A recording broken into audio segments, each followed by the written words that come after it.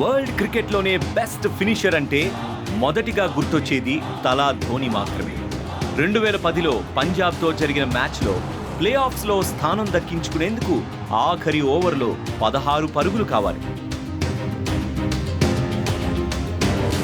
ఈ లక్ష్యాన్ని ధోని కేవలం 4 బాల్స్లోనే మ్యాచ్ను ముగించాడు. సిఎస్కే అభిమానులు మాత్రం ధోని కొట్టే విన్నింగ్ 6ని ఎప్పటికీ గుర్తుంచుకుంటారు. 2013లో సన్ రైజర్స్ హైదరాబాద్తో జరిగిన మ్యాచ్లో ఒకవైపు బ్యాట్స్మెన్ స్కోర్ చేయడానికి ఇబ్బంది పడుతూ ఉండగా తలా ధోని మాత్రం తన మార్క్ బ్యాటింగ్తో చెపాక్ స్టేడియం మొత్తాన్ని హోరెత్తించాడు.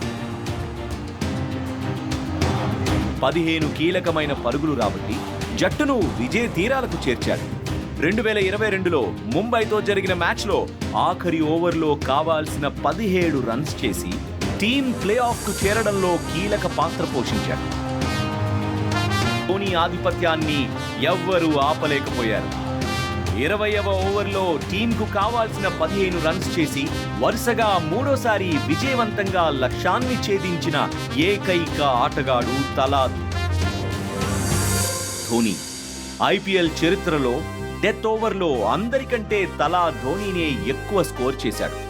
20వ ఓవర్లో అత్యధిక పరుగులు చేయడమే కాకుండా అత్యధిక సిక్సర్లు కూడా కుట్టాడు. ఈ సీజన్లో కూడా తలా ధోని ఆఖరి ఓవర్లో బ్యాటింగ్కి వచ్చినప్పుడు అభిమానుల ఆనందానికి అవధుల్లేవు. ఇదే వరల్డ్లో బెస్ట్ ఫినిషర్గా అతని స్థాయికి నిదర్శనం.